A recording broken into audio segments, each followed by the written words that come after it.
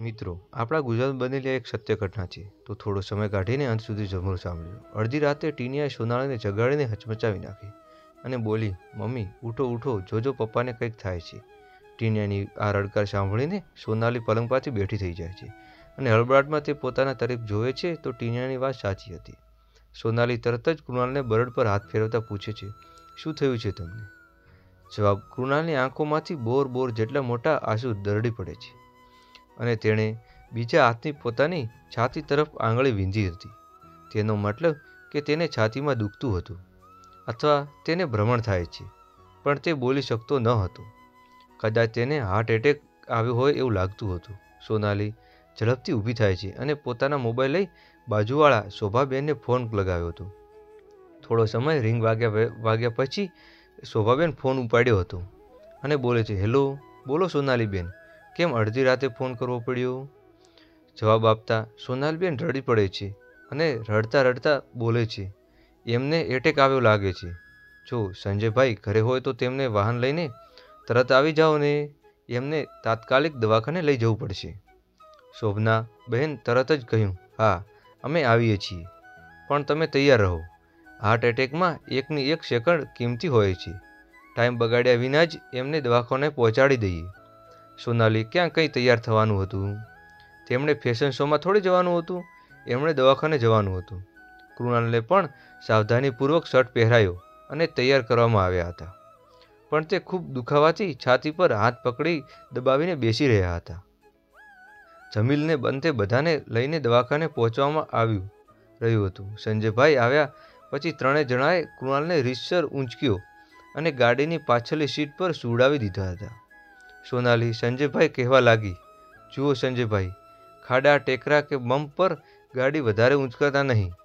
સંજયભાઈ બોલ્યા, તમે ચિંતા ના કરો સોનાલી બહેન, હું કૃણાલભાઈને સહેજ પણ આંચકો નહીં લાગે એ રીતે ગાડી ચલાવીશ. શોભના બહેને કહ્યું, સોનાલી, તું સંજય સાથે આગળની સીટ પર બેસી જા, હું મારું એક્ટિવા લઈને આવું છું.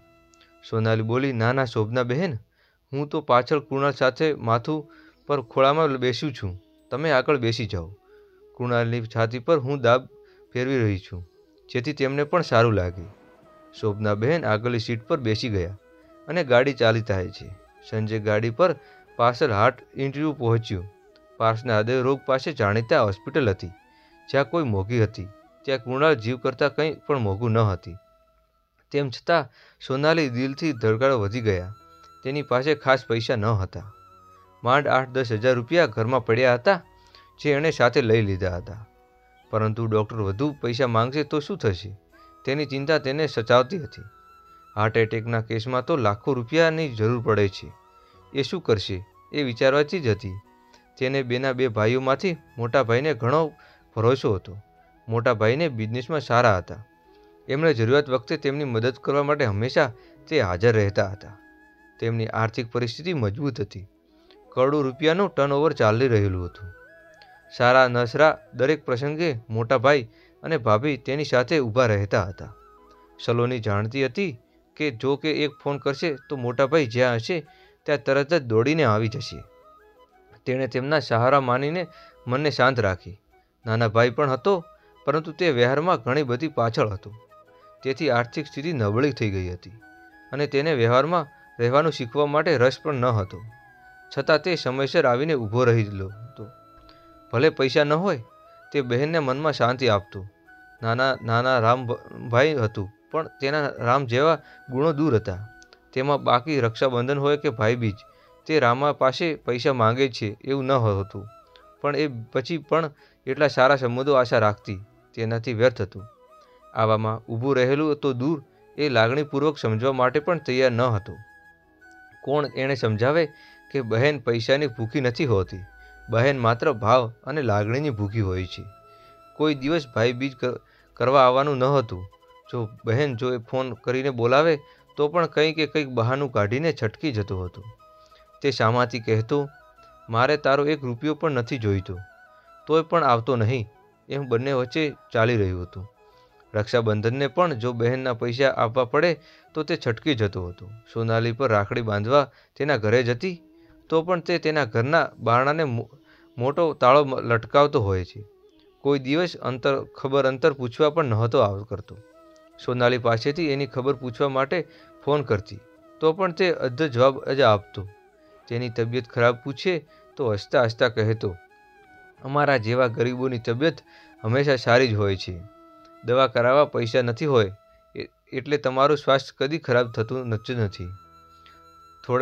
ઘોડા જેવા તબિયત છે. આ બાજુ રામાની સરખામણીમાં મોટો ભાઈ અરવિંદભાઈ સોનાલીના દરેક સંબંધ ન ભાવતો હંમેશા તત્પર રહેતો હતો. તેઓ ભગવાનને આપ્યું હતું જે મુજબ વાપરી પણ નાખતો હતો. બહેન અને ભાણેજ માટે રક્ષાબંધન પર હજારો રૂપિયા આપી દેતો હતો. ભાઈબીજ પર મોંઘી સાડીઓ અને ભાણેજો માટે ઢગલો કપડાં લાવતો. અરવિંદભાઈ સોનાલી માટે અને તેમના મા બાપ માટે રામ જેવા મૂર્તિ હતા. કદી એ બહેનને ઓછું ના લાગે એવું વર્તન નહોતું કરતા. તેનું દિલ ખૂબ સવાળું હતું. બહેન પાછળ હજારો રૂપિયા ખર્ચતા તેમના હાથ કદી પાછો ન પડતો હતો. સોનાલીએ વિશ્વાસ હતો કે જો તેના મોટા ભાઈને તે એટેકની વાત કરી જાણ કરશે તો તેઓ તરત જ દોડતા આવીને તેમની સાથે ઊભા રહી જશે. તે સોનાલીને સાંત્વના આપી કહેતા, સોનુ, તું જીજાજીની સહેજ પણ ચિંતા ન કર. જ્યાં સુધી હું છું ત્યાં સુધી જીજાજીને કંઈ થવા નહીં દઉં. પૈસાની ચિંતા ના કર. સોનાલીએ તેના મોટા ભાઈને પર પૂર્ણ વિશ્વાસ અને શ્રદ્ધા પણ હતી. હવે ડૉક્ટર તપાસ શરૂ કરી હતી. સૌ પ્રથમ તો કાર્ડિયોગ્રાફી કાઢ્યું. કાર્ડિયોગ્રાફી જોઈને જ ડૉક્ટરે કહ્યું, આ એટેક જ છે. કૃણાલભાઈને આઈસીયુમાં દાખલ કરવું પડશે. ડૉક્ટરે જણાવ્યું કે બીજો રિપોર્ટ પણ કરવો પડશે. તમે ટ્રીટમેન્ટ માટે 4 થી 5 લાખ રૂપિયા તૈયાર રાખવી પડશે. જોવું પડશે કે નસો કેટલી બ્લોક છે એ મુજબ સારવાર કરવી પડશે. પરંતુ ચિંતા ન કરશો, તે સમયસર દવાખાને પહોંચી ગયા છો જેથી તે હવે કોઈ મોટી અડચણ નહીં આવે. કૃણાલભાઈ બચી તો જશે, ડૉક્ટરે સમજાવ્યું. આ વાત સાંભળીને સોનાલીના મોતિયા મરી ગયા હતા. 4-5 લાખ રૂપિયાની રકમ આટલી મોટી રકમ ક્યાંથી કાઢવાશે એ વિચારીને વિતરત થઈ ગઈ હતી. સોનાલી લગભગ રડમય થઈ ગઈ હતી. પણ શોભનાબહેન અને સંજયભાઈ તેને સાંત્વતા આપતા કહ્યું, ફિકર ના કરશો, પૈસાની વ્યવસ્થા ગમે તે રીતે કરી દઈ જશે. ભાઈ તો જીવતો રહેશે જોઈએ. કૃણાલભાઈ હોશને પૈસાનો માર્ગ મળી જશે. શબ્દોથી શાંતિ મળી સહેલી હતી, પણ સોનાલી માટે આટલી મોટી રકમ ગોઠવી કોઈ રમવાની વાત ન હતી. તેથી દરેક અણશાંતિ છુપાયેલી હતી. એને એકની એક વાતમાં શાંતિ હતી. તે કૃણાલની સારવાર માટે શરૂ થઈ ગઈ હતી એટલે હવે તેનો જીવનો કશો વાંધો નહોતો આવે એમ. પરંતુ પૈસાની અવ્યવસ્થા કારણે કંઈક તો કરવું જ પડશે. સોનાલી ચિંતામાં ઘરે હતી. એક બાજુ પતિના સ્વાસ્થ્યની ચિંતા હતી તો બીજી બાજુ આટલી મોટી રકમ ગોઠવવાની ને પૈસાની ટેન્શન હતું. આ બધી ચિંતાઓ વચ્ચે તેનું મન અઘર થઈ ગયું હતું. તેના પોતાના દાગીના પણ હતા જેણે તેણે કોઈ મદદ મળી શકે. લગ્ન વખતે તેના પપ્પાએ આપેલા દાગીના અને મકાન ખરીદવા વપરાયા ગયા હતા.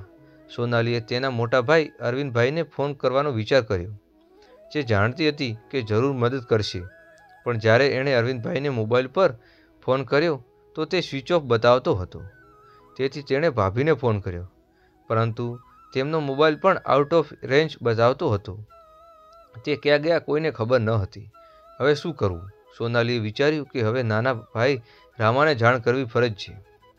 રામાને ફોન લગાવ્યો પણ તેનો ફોન પણ આઉટ ઓફ રેન્જ બતાવી રહ્યો હતો. કદાચ રામો બહાર ગામ ગયો હશે. આખરે સોનાલીએ રામાની વહુના નંબર પર ફોન કર્યો છે. થોડા સમય રિંગ વાગતા રહી પછી ભાભીએ ફોન ઉપાડ્યો. બોલો મોટી બહેન, આ અડધી રાતે શું થયું છે જેને કારણે તમારે ફોન કરવો પડ્યો? સોનાલીએ લાગ્યું કે તેના ગળા ઢૂસકી બેસી જશે, પણ તેણે પોતાની લાગણીઓ ઉપર કાબૂ રાખ્યું અને કહ્યું, ભાભી, તમારા નણંદને એટેક આવ્યો છે એટલે તે પારસ હોસ્પિટલમાં દાખલ છે. સોનાલીએ ધીમે અવાજે કહ્યું. ભાભીએ જવાબ આપ્યો, રામો તો એક ખેતર ખાતર ગયો છે. તે સવારે આવશે. તે આવે એટલે અમે પણ આવીશું. પણ જો કંઈ કામ હોય તો હું આવું. ના ભાભી, સોનાલીએ કહેલું, તમે ભાઈ સાથે જ આવજો. બંને વચ્ચે વાત ચાલી રહી હતી. સોનાલી અંદરથી લાગ્યું કે તે પૈસા વાત કરે, પરંતુ તે વિચારવા થયું કે રામા પાસે પૈસાની કોઈ સગવડ નથી એમ કહેલું કોઈ અર્થ જ ન હતું. એટલે વાત એમને એમ રાખી. સોનાલી તરત જ અરવિંદ અને ભાભીને સંપર્ક કરાવવાનો પ્રયાસ કરતી રહી હતી. તેમનો ફોન લાગતો ન હતો. હવે એ વિચાર કરતી હતી કે બીજા ક્યાં મદદ મળશે. એક ઘડીએ એના ગામડે રહેતી માને ફોન કરવાનો વિચાર આવ્યો હતો, પણ તે જાણતી હતી કે મા તો આર્થિક રીતે કંઈ મદદ કરી શકે એમ નથી. જમીન તો બધી બંને ભાઈઓ નામે હતી. સવારે ડૉક્ટરે કહ્યું, આજે બધા રિપોર્ટ આવશે, નસો કેટલી બ્લોક છે એની બધી ખબર પડી જશે. પૈસા માટે સગવડ કરી રાખજો. બાયપાસ સર્જરી જરૂરિયાત પડશે. તો આ સાંભળીને સોનાલી અંદરથી તૂટી લાગતી હતી. ખર્ચો તો કરવો પડશે, પરંતુ તેની પાસે કશું જ ન હતું. તેની આશા માત્ર અરવિંદભાઈ ઉપર જ હતી. સવારે ફરીથી તેણે ભાઈને ફોન કરવાનો પ્રયાસ કર્યો હતો, પણ ફોન પણ હજુ પણ સ્વિચ ઓફ બતાવતો હતો. કૃણાલ આઈસીયુમાં દાખલ કર્યો હતો, એટલે તેની સાથે અંદર જવું પણ શક્ય ન હતું. હવે વધુ રાહ જોવાય એવું નહીં. સજીવ તો રિક્ષા લઈને અરવિંદના ભાઈના ઘરે પહોંચી જાય છે. જ્યારે એ ભાઈના ઘરે દરવાજા સુધી પહોંચે છે ત્યાં બારણું બંધ હતું. ડોરબેલ વગાડતા જતી ત્યારે અંદરથી વાતોનો આવજે હાથ અટકી ગયો હતો. મોટા ભાઈ બોલતા હતા, કૃણાલભાઈને એટેક આવ્યો છે. તેમને એકવાર જણાવી દઉં કે હવે હું પાછા બહેનના પ્રેમમાં પાગલ ન થઈ જશો. મારી બહેનપણી પણ એમની સોસાયટીમાં રહે છે. એણે મેસેજ કર્યો કે જીજાજીને એટેક આવ્યો છે. ત્યારે લાવ હું ફોન કરું. સોનાલી આ વાત સાંભળવા લાગ્યું કે આ વાત તેના દિલમાં તીર ઘામાં ઘૂસી ગઈ હતી. કેટલો પ્રેમ છે મોટા ભાઈને, તે વિચારતી રહી. ભાભીનો અવાજ ઘરમાંથી ફરી આવ્યો.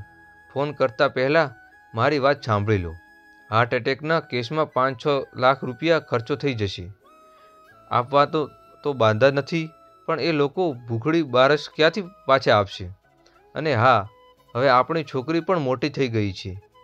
ખરમદાર, જો તને પૈસા વાત કરીએ છીએ તો સોનાલી આ બધું સાંભળી રહી હતી. એણે પોતાના કાન પર વિશ્વાસ નહોતો થતો. એ વાતોથી તૂટેલા મનથી ઘરમાં જવાને બદલે તે વળી પાછી જ ગઈ હતી. તે મનમાં જ નક્કી કરી ચૂકી હતી કે હવે ગીરો મૂકેલા પણ આ લોકો પાસે મદદ માંગવી નથી. આખો દિવસ તે દોડતી જ વીતી ગયો હતો. દરેક ટેસ્ટ કરવાની જ અને રિપોર્ટ લાવવા માટે હોડી મચાવી રહી હતી. જોકે આશા રાખી હતી કે મોટાભાઈ જરૂર આવશે. સાંજ પડી ગઈ હતી, છતાં તેઓ ના આવ્યા. એ જ સમય ગયું કે મોટાભાઈનો પ્રેમ ફક્ત શબ્દો સુધી જ મર્યાદિત હતો. સોનાલી હવે દુઃખી કરવાનો ઈરાદો છોડી શાંત થઈ ગઈ હતી. રાતે તે ખાવા માટે બેસવા પણ ઈચ્છતી ન હતી. શોભના બહેન જમવાનું લાવ્યા હતા, પણ એણે અનમનાથી થોડું ગાધું, ગળે ઉતાર્યું, પણ તેણે કંઈ ચમકતું ન હતું. તે હાથમાં ધોઈને ઊભી થઈ ગઈ હતી ત્યારે નાનો ભાઈ રામો અને તેની પત્ની આવ્યા હતા. રામાને જોઈ સોનાલીને દબાયેલા વેદનાઓ એકદમ ઉછળી પડી હતી. તે રામાને બાજીને રડી પડી રહ્યા. મોંમાં એ દર્દ હવે ઉથલાયો ગયો. રડીશ ના સોના, રામોએ શાંત કરવાનો બોલ્યો. સૌ સારું થશે, જીજાજીને કશું નહીં થાય. તેના બળે અને માથે હાથ ફેરવતા કહ્યું, ગામડેથી સવારે આવી ગયો હતો. તારી પરિસ્થિતિ જાણી તરત જ આવવા તૈયાર થઈ ગયો હતો. પણ તું જાણે છે કે મારા ભાઈ ગરીબ છે, છતાં તને મદદ કરવી એ મારી ફરજ છે.